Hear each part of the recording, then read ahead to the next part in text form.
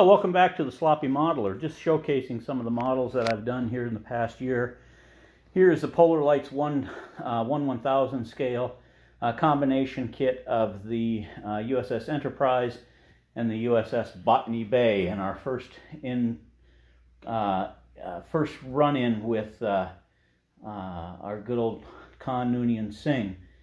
And this is really done just very quickly, and just kind of, again, I'm doing a lot of these Enterprise 1000 scales or Enterprise Original Series, trying to figure out how to do my Polar Lights 1/350 scales when I get to them. I actually have two of those kits that I'm going to build. One is a pilot with the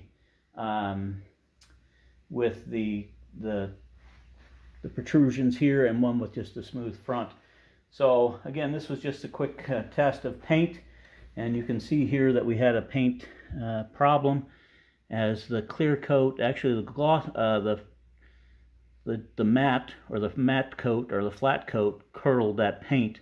I don't know if I didn't get it in there quick enough or soon enough, and then just some of the other problems. Now, I did enjoy working on weathering for the very first time. These are just pastel chalks, and I tried to weather that Botany Bay.